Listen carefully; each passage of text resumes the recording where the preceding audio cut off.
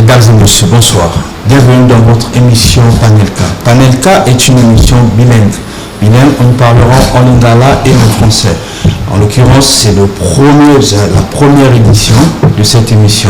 Et dans la première édition, nous avons reçu notre invité qui est Paris Diabanza Baletoula, qui est un écrivain, journaliste et juriste, acteur politique dans les heures creuses, comme on peut dire. Et bienvenue dans votre émission Panelka. Monsieur Paris, bonsoir. Bonsoir, monsieur Akomo. Monsieur Paris, j'ai eu le temps de vous lire tout de même. Vous avez écrit sur un jeu philosophique, l'Angola. Pourquoi vous avez fait le choix d'Angola? Alors, c'est un jeu que j'étudie depuis 1996. Et cet ouvrage que j'ai publié est le troisième. J'avais publié d'abord Angola est un jeu, une philosophie, une morale. En 1996, en 2002, j'ai publié Les mystères d'Angola, jeu de la vie. Et là, je viens de publier Angola, trésor immortel. Donc, je suis véritablement attaché à ces jeux parce qu'ils portent beaucoup d'enjeux. Exactement, nous parlons les enjeux que ce jeu d'Angola peut apporter dans la société. Cependant, pourriez-vous nous parler un peu de la règle et pourquoi l'Angola, pour vous, vous avez pensé que c'était important d'écrire sur l'Angola? Alors, je vais commencer sur l'importance. Pourquoi avoir écrit sur l'Angola? En fait, dans chaque grande société, dans chaque civilisation, il y a toujours un jeu de référence. Dans le monde indo-européen, c'est le jeu des échecs.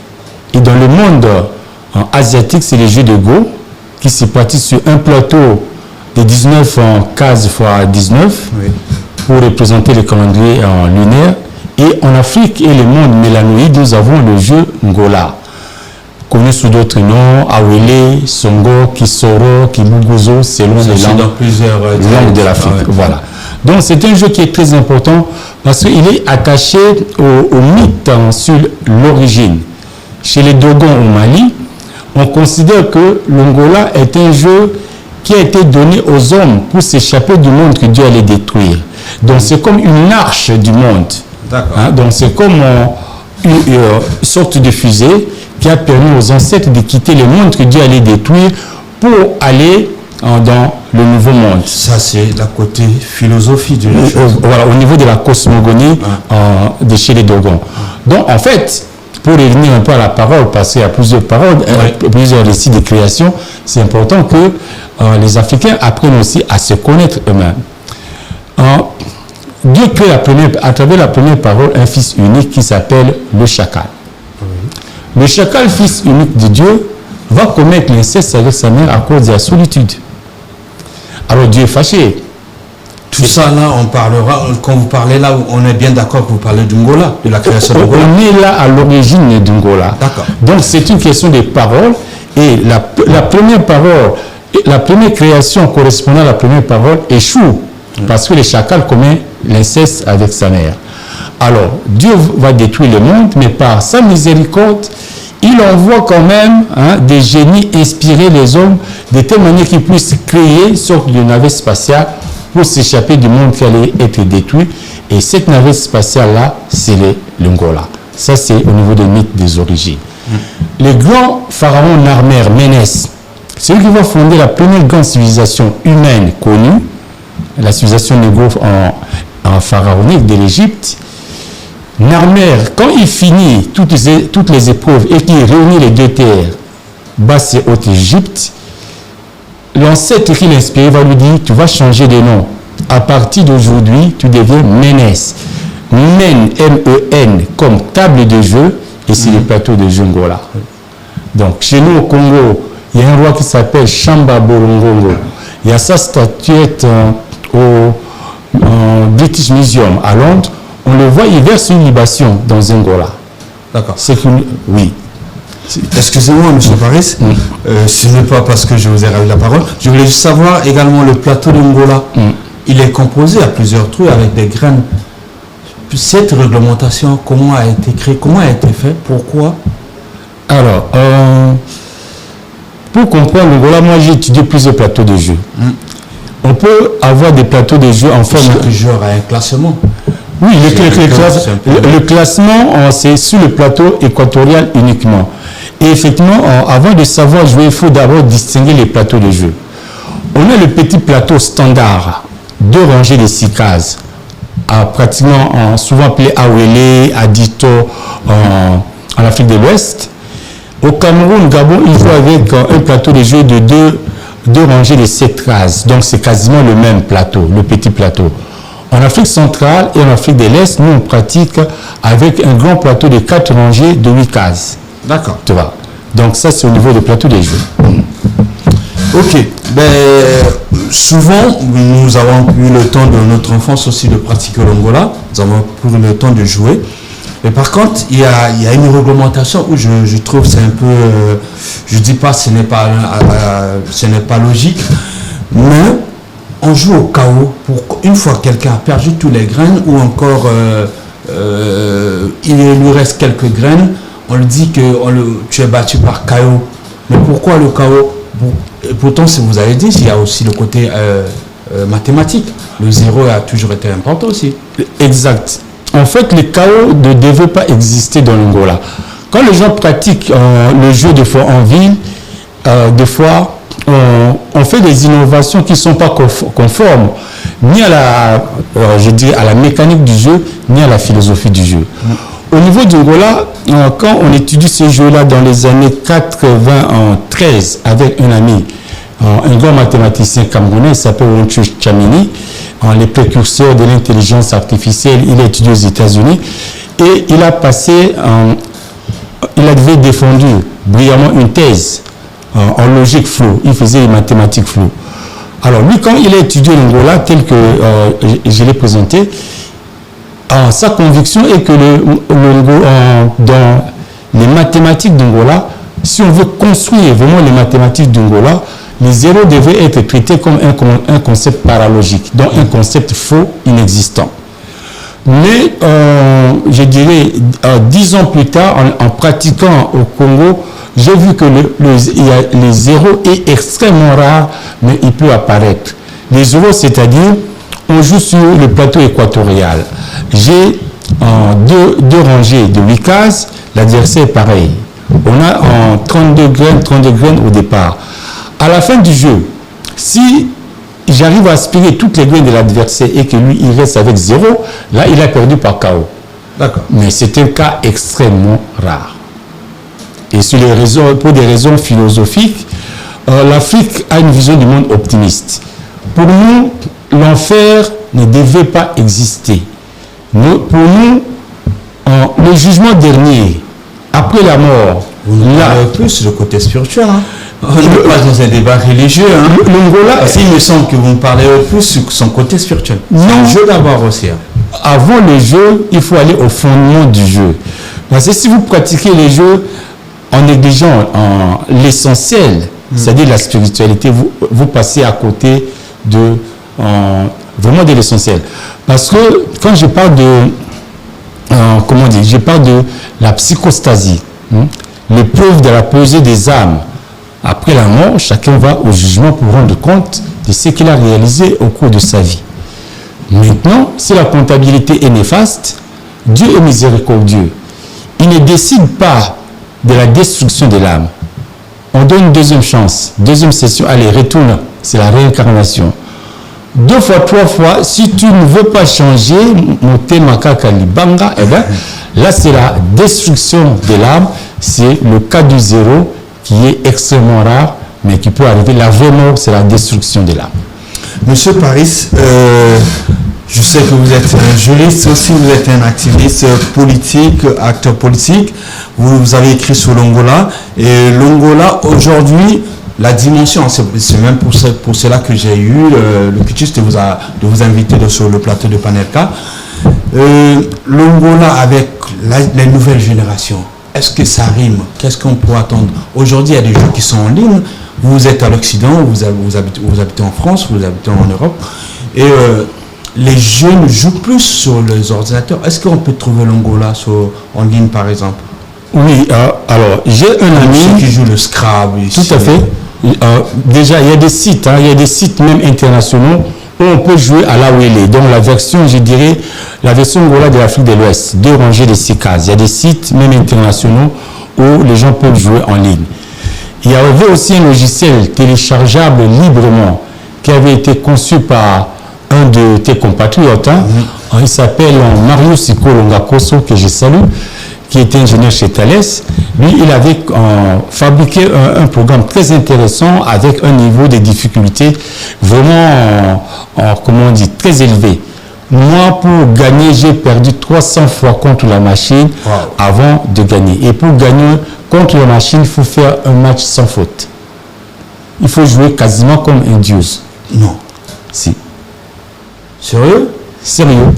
Il faut faire un match sans faute parce que à la moindre erreur, la machine... Mais ce n'est pas par point.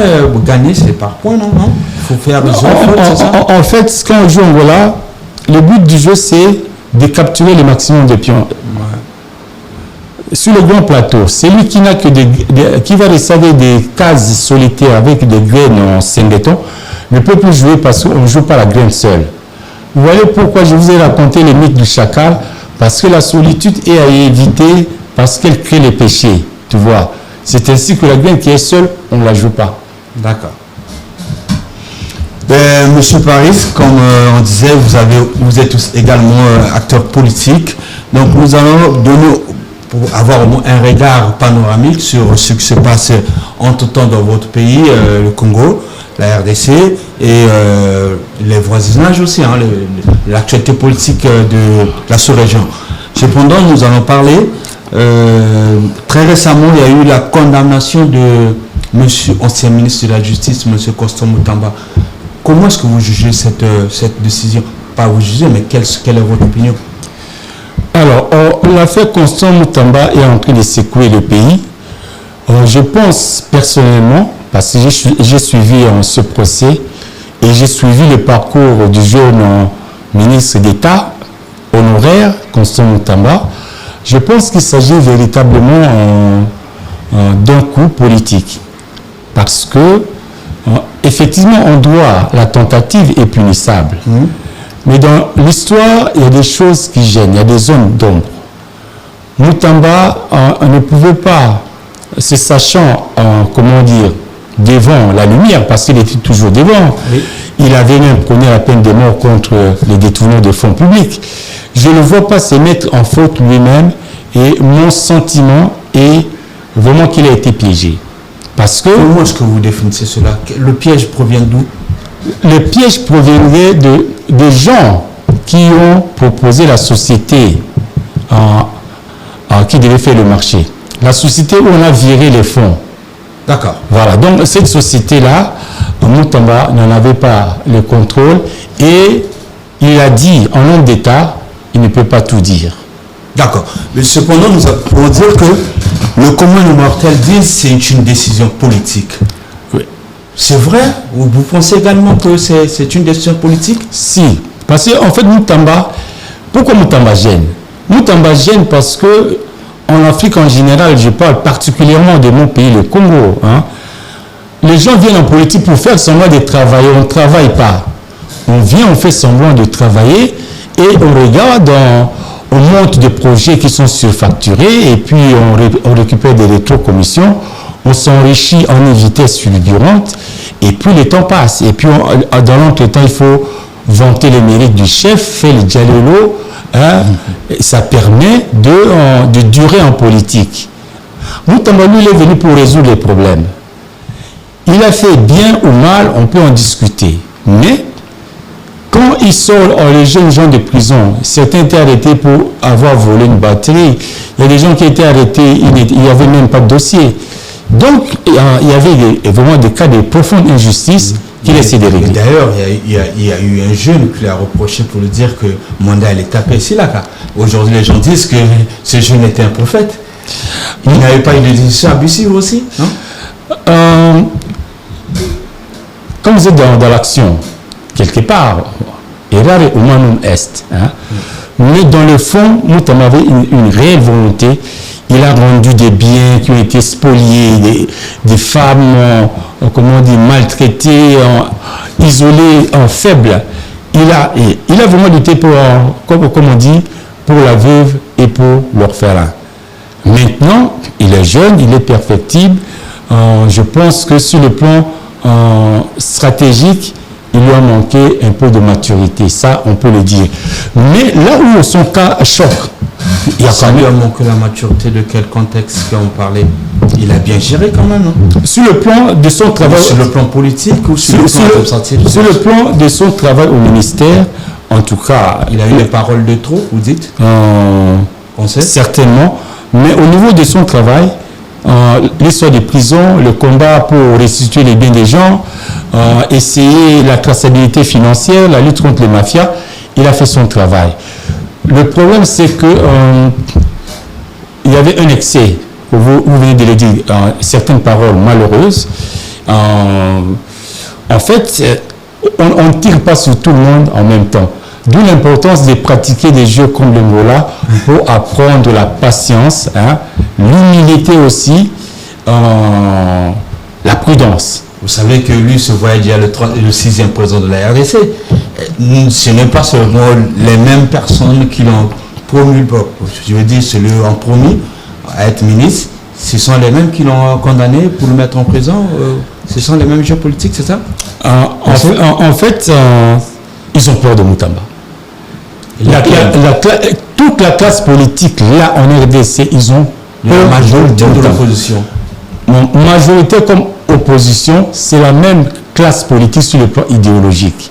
C'est des gens que moi j'appelle des collaborationnistes, dans le sens où ils veulent faire la politique essentiellement sous les aisselles. Nassama Pekaya Mindele, vous comprenez?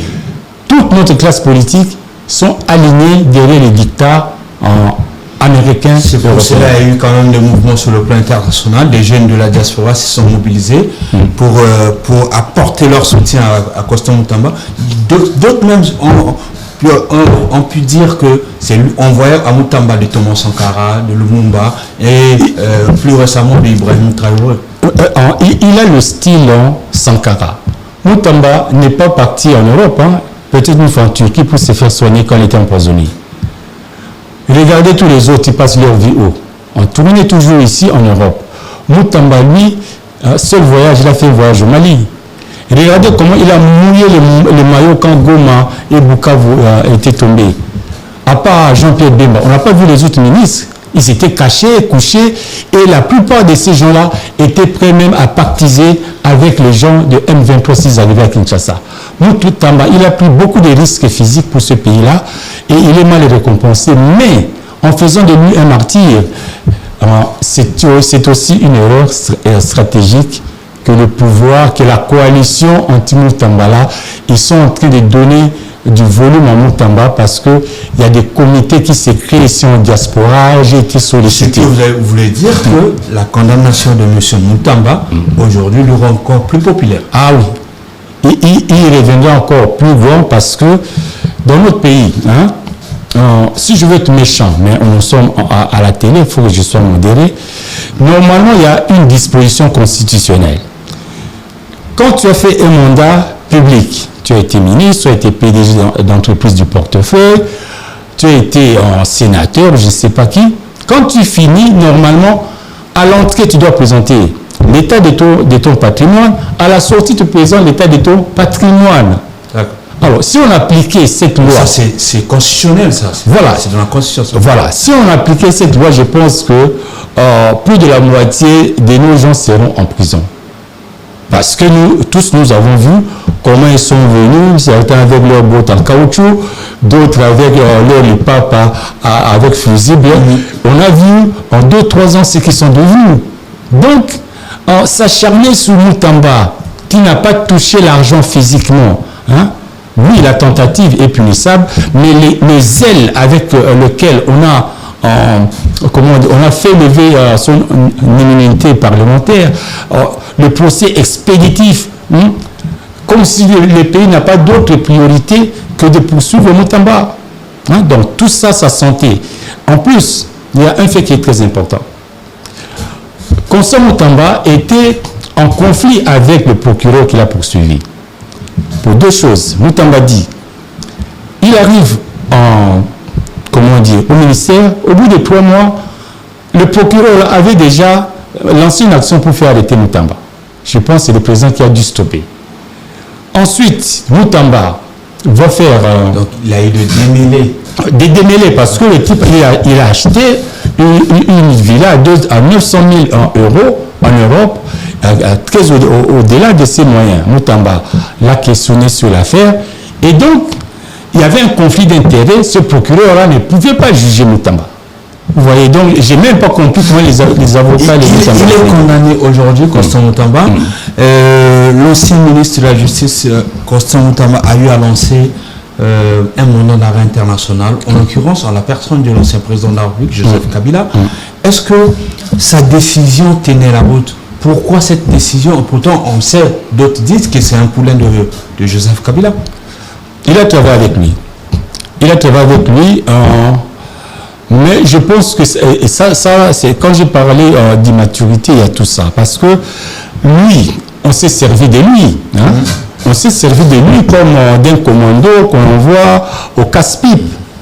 Parce que je pense que l'affaire de Joseph Kabila, ancien président de la République, c'est quelque chose qu'il fallait traiter. On s'est servi de lui, lesquels?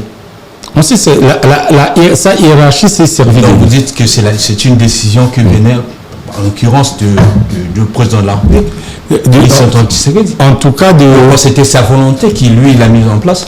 En tout cas, oui, inspiré par les stratèges qui conduisent très mal du reste la guerre et la diplomatie de la RDC. On a des stratèges qui sont très influents autour de Tshisekedi et qui lui font faire beaucoup de bêtises. Parce que l'histoire d'additionner, nous on avait un de nos vieux, il s'appelle Abdoulaye Yerodia, il nous répétait une chose. Voilà, Ndombassi. Il répétait, il faut apprendre à additionner le nombre des amis et à soustraire le nombre des ennemis. Alors là, je vois, on est dans une démarche où on continue d'additionner le nombre des ennemis. Joseph Kabila, bon, c'est vrai qu'il a eu une attitude ambiguë, mais il fallait le laisser dans son ambiguïté et il fallait être, il faut être plus fin. Dans un combat, il faut être plus fin. Il ne faut pas montrer le muscle parce que tu peux trouver quelqu'un qui a plus de muscles que toi. Est-ce que dans cette ambiguïté dont vous faites allusion, ça n'a pas fait tomber le régime le gouvernement en place dans les bêtises, dans les erreurs? Ça leur a induit dans les erreurs, dans cette ambiguïté. Parce que ce qui est ambigu n'est pas un fait. Vous voyez, il y a le doute, ça trame, mais cependant, vous prenez des décisions. Exact. Parce que même le fait d'aller à Goma, bon, ça choquait beaucoup de gens, mais ce n'est pas suffisant pour dire qu'il y a haute trahison. Pour dire qu'il y a haute trahison, il faut des faits. Vous n'allez pas nous dire, nous, on a arrêté le chauffeur de je ne sais pas qui, il a avoué, dans quelles conditions. C'est facile d'extraire des aveux de quelqu'un. Donc, un État sérieux, si Joseph Kabila a commis des actes de haute trahison, on documente ça, on met des enquêtes minutieuses et on peut faire même mener des actions à l'international. Quand vous le convoquez à Kinshasa et le condamnez par contumace, c'est du théâtre parce que vous ne l'avez pas arrêté. C'est du théâtre, vous dites, oui. Nous avons vu également en Afrique du Sud, ça a annoncé le dialogue national par l'ancien président Thabo Mbeki. Et beaucoup des classes politiques de la RDC, de Kinshasa, se sont rendues sur place. Certes, il y a d'autres personnes qui n'ont pas eu le temps de prendre leur vol par interdiction, on ne sait pas pour quelle raison. Vous voyez, cet appel du dialogue, c'est l'issue, même encore la voie la plus saliente de la sortie de la crise de la RDC. Alors, depuis que le Rwanda nous agresse, on est à plus de 30 dialogues. On est quasiment à près de 50 dialogues déjà. Non, mais ce dialogue, on demande un dialogue national exclusif. C'est très différent de ce dialogue inclusif avec Thabo Mbeki. Il faut voir, les facilitateurs doivent être fiables. Thabo Mbeki n'est pas fiable. Thabo Mbeki, déjà, c'est pas quelqu'un qui a milité. Son père fait partie des fondateurs de l'ANC. Lui, il était à Londres. C'est un petit bourgeois qui a grandi à Londres et qui ne connaît pas grand-chose et qui est coopté par des puissances qui veulent dominer l'Afrique. Et quand Thabo Mbeki, il a toujours été hostile à la RDC, vous voyez. Et là, pour une fois, je suis d'accord avec le président Tshisekedi qui refuse ce genre de dialogue. Et ce genre de dialogue, c'est aussi une tactique. Quand Goma est tombé, il y a la CENCO et les CC qui ont initié une démarche pour un pacte social. Les concepteurs du pacte social, c'est même Didier Mumengi, à travers son livre La paix tout de suite. J'ai été approché pour faire partie du noyau qui devait enrichir la réflexion pour faire passer cette idée. Mais j'ai dit non à travers une conférence publique que j'ai faite à Paris le 22 mars de cette année, Métro République à la Bourse du Travail, pour dire pourquoi j'étais contre ce pacte-là. Sur le plan de sa conception, le pacte-là avait deux écueils. Il y avait un mot manquant, c'est-à-dire le mot justice. À aucun moment on avait dit pacte pour une paix juste. Et puis il y avait un mot de trop, c'est pacte social pour la paix au Congo et le bien vivre ensemble au Congo et dans la région des Grands Lacs. Non. Cette histoire de bien vivre ensemble, ça s'appelle du désarmement moral. On nous dit, oui, les Français et les Allemands aussi se sont entendus après la guerre. Mais il y avait une Nuremberg, il y avait un tribunal où les nazis, c'est-à-dire les gens qui ont commis des crimes de masse, ont été sanctionnés, jugés et sanctionnés. Tant qu'il n'y a ni repentir du côté du Rwanda, ni jugement qui puisse condamner comme l'Ouganda a été condamné, nous ne pouvons pas être amis avec le Rwanda. Donc cette histoire-là, vous resterez éternellement voisins, même si vous n'êtes pas amis. Ça, ce sont, comme on dit, des formules qu'on balance pour endormir les faibles d'esprit. Le Rwanda a commis des crimes graves dans notre pays. Il ne peut pas s'en tirer comme ça, sans sanction, sans, punition ou de moins repentance et réparation. Ça, ce sont des positions d'hommes dignes. Nous faisons partie d'une histoire. Nous faisons partie d'une histoire où on a Simon Kimbangu qui a fait 30 ans de prison. Il est mort en prison. Nous faisons partie d'une histoire où Patrice Emery Lumumba a été tué. Nous n'avons jamais vu son corps. Il y a des gens qui disent même que Roi Babel Jali a Kaina la ministre va être cannibale. Il y a Roi Babel va être cannibale. Puisque c'est leur version. Aujourd'hui, si on avait des organisations citoyennes dynamiques, on doit faire procès contre la Belgique pour recette de cadavres. Ils doivent nous restituer le corps de Lumumba, parce que dire que oui, Lumumba... Il y a la dent de Lumumba est rentré en RDC il n'y a pas très longtemps. Qui a fait l'expertise? Ce n'est pas vous et moi qu'on va les demander le test ADN. Si la RDC a accepté, a reçu la dent de Lumumba, certainement ils en avaient la certitude que c'était vraiment la dent de Lumumba. Pourquoi mettre en doute? Je vais vous faire un aveu.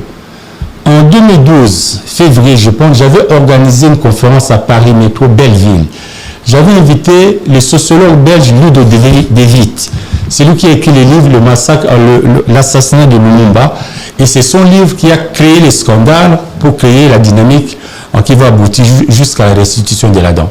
J'ai invité Maître Marchand, qui est l'avocat de la famille de Lumumba, et j'ai invité les cinéastes allemands, Thomas Giffer. C'est lui qui a fait le documentaire où on voit les types qui montent la dent. Mais c'est la version de ce type-là. C'est sa version. Pourquoi voulez-vous que cela soit notre version officielle? Ça va trouver un grand débat pour les scientifiques ou encore les moyens. La RDC, l'État pouvait déléguer les gens pour aller authentifier la dent de Lumumba. Cependant, nous parlerons toujours politique. Il y a eu dialogue qui s'est annoncé par Thabo Mbeki. Et cependant, il y a eu entrée politique qui s'annonce en RDC bientôt. Et il y a même une tentative. En fait, il y a des rumeurs qui tremblent dans la rue disent que il y a une tentative. Normalement, ils annoncent la décision du bureau de l'Assemblée nationale. Pensez-vous que Vital Kamerhe pourrait partir? Tout est possible en RDC. Tout est possible. Et là encore, c'est de taille quand même. C'est là que je dis, additionner le nombre des amis, ce serait le nombre des ennemis. Quand Kabila, qui était ambigu, ont fait tout pour essayer de les renvoyer dans les bras des Nanga et des Kagame. J'ai suivi l'argumentaire des avocats contre Kabila. J'étais sidéré. Oui, c'est un Rwandais, on doit le poursuivre pour espionnage et non pour haute trahison. Voilà, mais ce sont des aberrations. Il était président du pays pendant 18 ans. Il y avait quand même cette suspicion qu'il était Rwandais. Honoré Ngwanda, beaucoup de gens, de combattants, menaient campagne pour dire que c'était Rwandais. À l'UDPS, Étienne Tshisekedi lui-même, ses partisans chantaient Yachichi Yezongisaye na Rwanda. Il y a eu des vidéos aussi où il disait qu'il nous donne ça au Rwanda. Voilà. Donc, ils savaient qu'il était Rwandais. Ils ont accepté qu'il soit président du Congo. Et Tshisekedi a passé un deal avec lui pour prendre le pouvoir. Donc, si tu as pris le pouvoir d'un espion, d'un imposteur. Le président Félix Tshisekedi nous a annoncé que c'était le meilleur partenaire. C'est lui le père de la démocratie. Vous voyez en politique les poids de mots. Alors, comment celui qui est le père de la démocratie, du jour au lendemain, peut devenir un Rwandais? Donc, là, il y a un problème. Le problème, c'est quoi? Si au niveau de la responsabilité des gens qui ont été ministres avec lui, au niveau de la responsabilité des gens qui étaient des hauts magistrats dans ce pays. Mais il y a même, d'ailleurs, il y a même une constitution que lui, il a promulguée. Voilà. Si c'est lui le président de la République à cette époque, il a promulgué une constitution, et c'est la même constitution que vous vous êtes battu jusqu'à maintenant. Et si vous dites que lui, il n'est pas vraiment, comme vous dites, ce n'est pas lui, parce que là, au procès, on a sauvé que ce n'est pas, il a été traité comme Hippolyte Kanambe, et non comme Joseph Kabila. Est-ce que ce sont deux personnalités, deux personnages, ou encore c'est vraiment le président Kabila toujours en traitant en condamné? Là, j'ai dit, ça c'est de la légèreté. Moi, j'ai eu beaucoup de problèmes avec... quand Mosé a été assassiné, on a créé une organisation qu'on appelait la mission 17 janvier Congo debout. Il faut rappeler que nous étions au CEAFTEL. Oui, j'ai été le coordonnateur de ce qui s'appelait la CODESAD, Coordination des organisations démocratiques zaïroises de la diaspora. J'ai été un coordonnateur et nous avons soutenu la campagne de l'AFDEL de Kabila parce que pour nous, il était hors de question que Mobutu meure au pouvoir et reçoive les honneurs par rapport à la trahison historique de Lumumba. Mais avec les reculs, on réalise qu'on s'est fait tromper. On s'est fait tromper parce que... Vous avez fait tromper comment? C'est sous Kabila Mouzé ou encore sous Joseph Kabila? Sous Kabila Mouzé déjà, je vais vous raconter une anecdote. Je suis à la maison au Japon que mon pays, le Congo, est envahi par le Rwanda.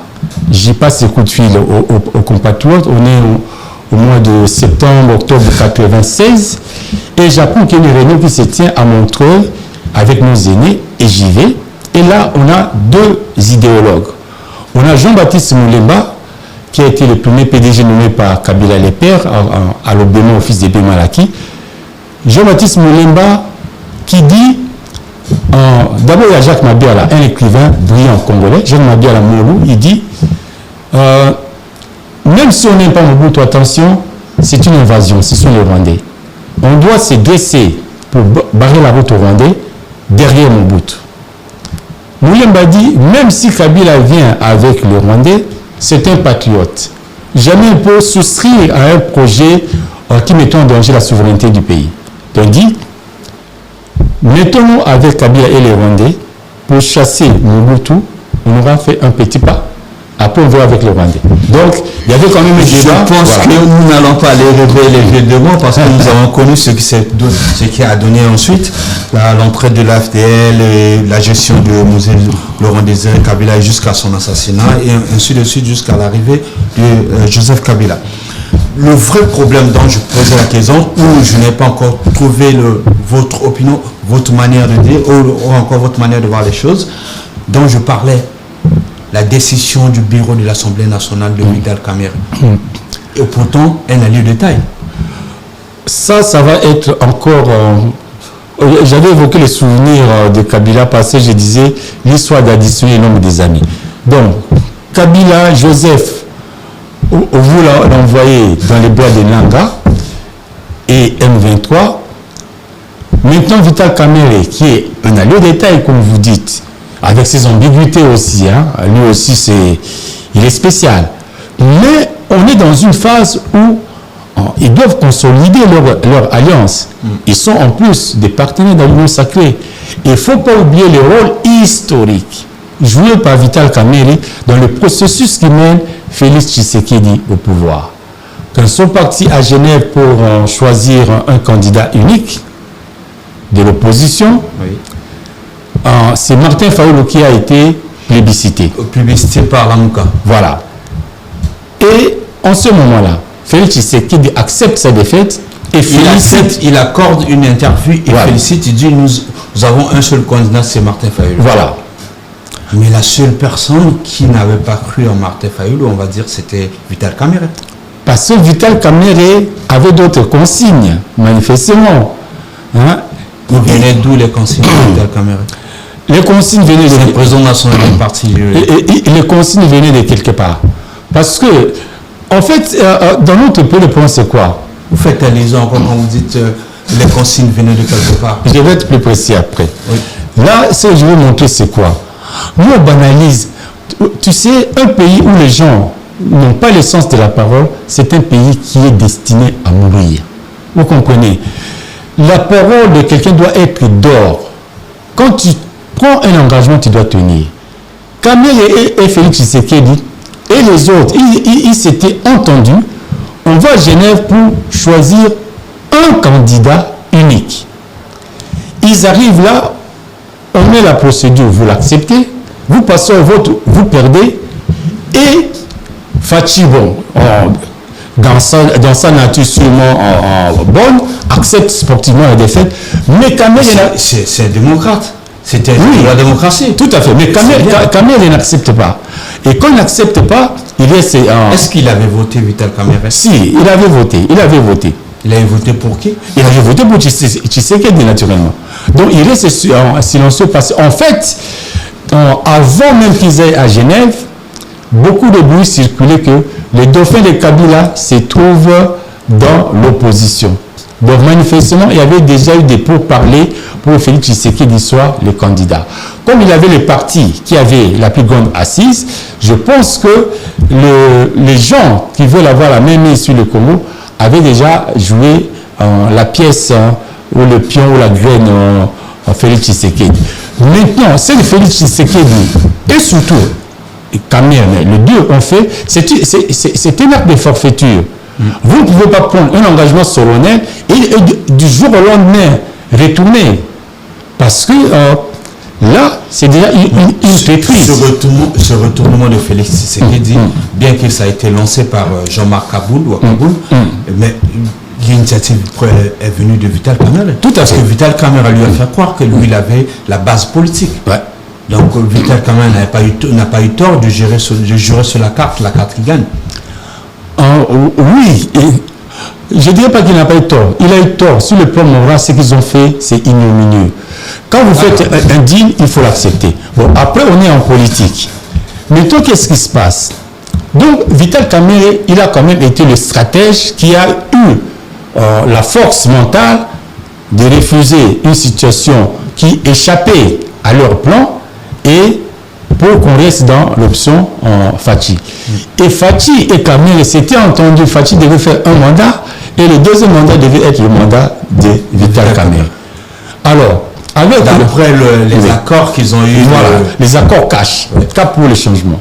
Alors, Nairobi, voilà. Avec le procès de 100 jours, Kamerhe s'est retrouvé en prison. C'était un moyen pour niveler ses ambitions présidentielles. Et là maintenant, ce qui se passe, qu'est-ce qu'on reproche à Kamerhe? Bon, il y a toujours des suspicions. Mais il arrive à Paris.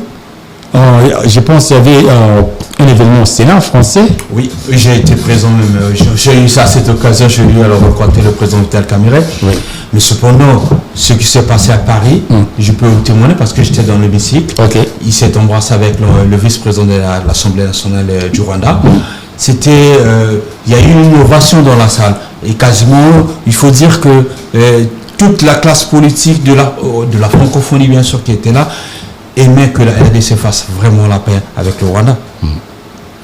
Oui, moi cet acte-là, pour moi, c'est un acte qui ne m'a pas choqué. Hein. Bon, il y a pour beaucoup de gens, c'est un acte de traîtrise, mais je pense qu'ils ne comprennent pas le jeu de la diplomatie, hein, la diplomatie parlementaire. Donc pour moi, ça, c'était pas... Un acte de traîtrise pour avoir embrassé son homologue du Rwanda? Oui, parce que les deux pays, on est en guerre. Mais je pense que c'était exagéré comme débat. Maintenant, aujourd'hui, on nous dit non, il gère mal, il y a opacité. Mais Kamerhe lui-même s'était déjà plaint qu'il n'a pas les moyens de mener sa politique comme il faut. Dans tous les cas, même s'il y avait des problèmes de gestion, il faut qu'il règle ça. Parce que si Félix Tshisekedi... C'est ça qui cause qu'il y a le mouvement des députés pour le destituer, pour destituer le gouvernement. Il faut rappeler aussi, il y a eu quelques députés qui ont été interpellés dans les hôtels à Kinshasa. Ça, c'est 14 députés. Oui. À l'hôtel Rotana. Ça, c'est une dérive dictatoriale dangereuse. Et j'espère que les choses vont revenir à la normale parce que ces députés-là, eux, ils faisaient une contre-émotion. Eux sont pour soutenir Kamerhe. On a la démocratie. Donc, si les services de l'État commencent à intervenir sur les députés, c'est un élu du peuple. Oui. C'est pas quelqu'un qui est mandaté par le peuple. Voilà. Il y a le mandat du peuple. Il y a le suffrage universel. Voilà. On ne peut pas venir l'arrêter comme ça, comme un vulgaire, et le traîner dans les services. Donc, je pense que cette affaire, dans l'intérêt, parce que vous voyez, quand les gens parlent de dialogue, pourquoi nous, on est contre le dialogue, comme j'avais dit? Parce que le dialogue, c'est une démarche, comme j'ai dit, de désarmement mental. En même temps, c'est une démarche politicienne. Hein. Le seul intérêt des gens qui vont au dialogue, c'est à la fin du dialogue, on partage le gâteau. Hein. Donc, on crée des structures, on va des commissions, des mécanismes de suivi des accords d'Addis Abeba qui deviennent une institution avec un cabinet, avec un budget. On crée le CNSA. Donc, il y a plein de... Est-ce que vous pensez qu'il sera candidat en 2028? Tshisekedi? Non, Félix Vital Kamerhe. Il peut être candidat. Il peut être candidat, mais moi j'aimerais qu'on Mutamba soit candidat. Il a 3 ans en prison. Il va sortir en 2028. Mais on ne sait pas. Les agents politiques, Vital Kamerhe également, il était emprisonné et on a vu, il a été innocenté quelques années après. Donc, Monsieur Paris, nous avons passé un bon moment avec vous. Toutes les questions ont été évoquées. Je pense que nous avons bien élucidé nos questions. Et nos publics, les téléspectateurs également, entre guillemets, certainement ont été satisfaits de vos réponses ou encore de vos analyses. Certainement, vous avez d'autres choses à dire ou encore quelque chose qu'on n'a pas évoqué. Alors, tout le monde a lingala mke parce que tu vas te voir lingala mais tu vas kana lopoto. Mbote banamboka banandi à Kasima TV. Alors, bon monde masolo to beti aza masolo à kati, zavo masolo à kati. Omoni. Na likamba konsa Mutamba moni pour la biso ezali neti Congo à l'école ezobundana Congo c'est le Congo d'en haut contre le Congo d'en bas.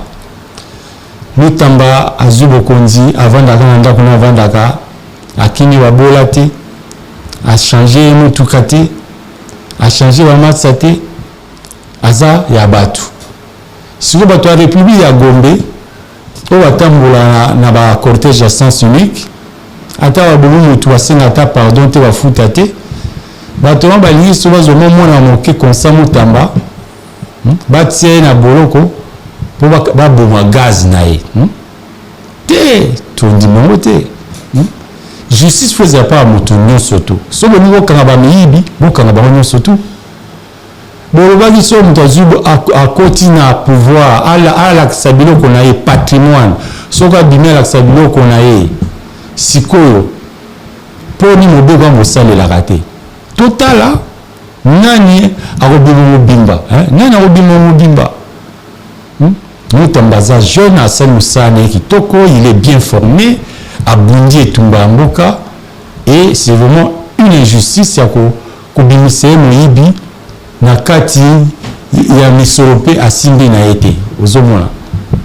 Donc mpona na lingala ningana ya baleloko wana na etikali donc tozala bomoko tozala penza molende surtout ba jeune eloko moko na lisano ngola oyo fubu bana kobeta po bozwa bwanya bakoko atikela biso na maele bwanya soko beta ngola te ezani toza pio badinga bazotinda na bozoba kende yiba kende sala kununa kende boma bazokosa yo lisano ngola ezolakisa biso te zwa ndeko na yo kongomani lokola lipasa na yo yo ntimba kongomani mosusu azala nzuzi yombo yempia amba umba shako tozala na bomoko bolinga bana mapasa po totombola ekolo na biso RDC malgré mikakatano ya mboka elaka ekotombama tikana quelque temps pour tout ça kasi RDC etombama na mosala pina ngoya biso nyonso ni ndeko ya na Congo. Merci beaucoup monsieur Paris.